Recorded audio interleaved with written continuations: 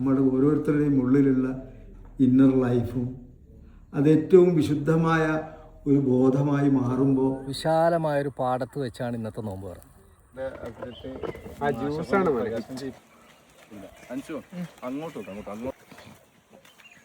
ഇതിൻ്റെ ഇതിൽ പെപ്പർ പച്ചമാങ്ങ പഴുത്ത മാങ്ങ എന്നോട് പറഞ്ഞിട്ടുണ്ട്. വയനാട്ടിലവർക്ക് പട്ടം പറപ്പിക്കണവർക്ക് ചോദിക്കും തോറും നമ്മൾ ആ വിഷമങ്ങൾ വീണ്ടും നമുക്ക്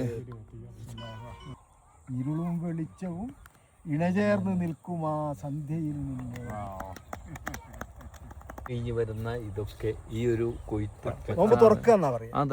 ഒരു പ്രവാചക വചനമുണ്ട് ഇങ്ങനെ, എന്താന്ന് വെച്ചാൽ അപ്പോ മഹാരാജാവ് ഉള്ള ഇപ്പൊ അനുഭവിക്കാൻ ബോർഡറെ നമ്മൾ പോകും. പക്ഷെ അതുവരെയുള്ള ജീവിതം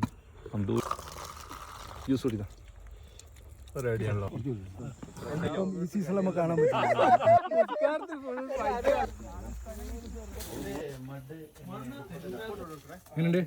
അടിപൊളിയല്ലേ? സൂപ്പർ. ഭയങ്കര സന്തോഷം, മനസ്സിന് സ്റ്റോക്കിന്റെ പറയാം.